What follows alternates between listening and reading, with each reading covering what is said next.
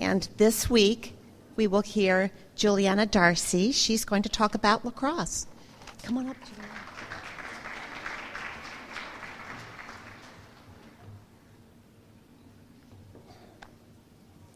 Good morning. Raise your hand if you've ever tried something new. Okay, now keep your hands up if you thought that you were bad at it. Now keep your hands up if you didn't give up. Just like you all, I tried something new, but I was terrible at it. However, I persevered, and I learned some important lessons. I started lacrosse in 2nd grade. Even though I had no friends and no clue how to play the sport, within just a few practices, I had made a few friends, and I started to learn the rules a bit better. I committed all my time and effort to the sport, no matter how much I wanted to give up.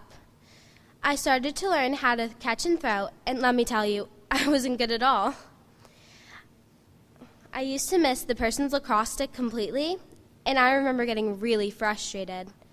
I kept telling myself that it was okay because everyone else was at the same level that I was, but I knew it wasn't, so I kept practicing. And it was only a year later when my coach offered me a spot as a center starter. My persistence paid off. Anyone who knows me knows that I'm afraid to speak up. Even though speaking up is not the easiest thing in the world, lacrosse taught me that it was very necessary. After a couple of weeks of being a center starter, I soon realized I could not run really fast for a long period of time. I came to the realization that my team and I would have suffered the consequences had I not spoken up. So, I asked to be put in as an offensive player. Unfortunately, I did not like that either. My only other option was defense. Sure, you don't get to score or have all the glory, but I'm still supporting my team in a very important way.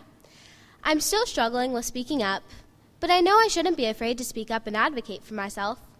For example, have you ever had a moment where your teacher was speaking too fast and you couldn't retain any of what he or she was saying, but were too afraid to ask her to slow down? Or did you want to ask the teacher to flip the slideshow back because you hadn't finished taking the notes, but you didn't want to be ridiculed by your classmates? I hope you all, just like me, will try harder to ask for what's needed, because you never know what the outcome may be. Let's skip a couple of years to the summer of 7th grade, when I was asked by the head of NULACS, Liz Mosier, if I would join her travel team. I was concerned that I would not make any friends, and I started to worry that I wasn't as good as the other girls. I thought it over for a few days, and then my response was absolutely.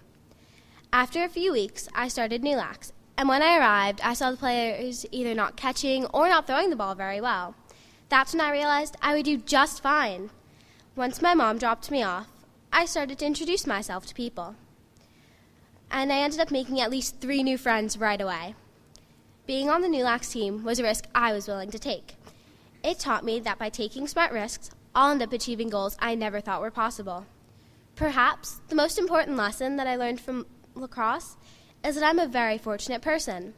The Sunday after my first tournament, I went to a Challenger game, and I helped children with disabilities play softball.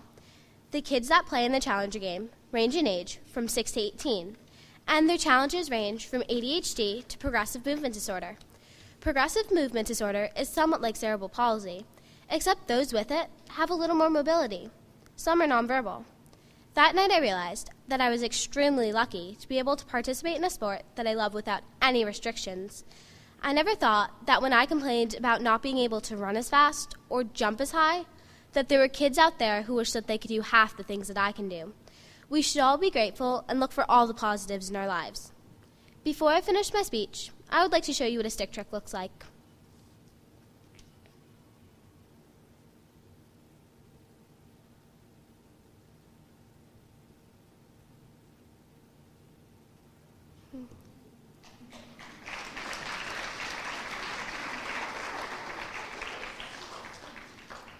For those of you who did not raise your hand or ended up putting them down, my advice is to try new activities.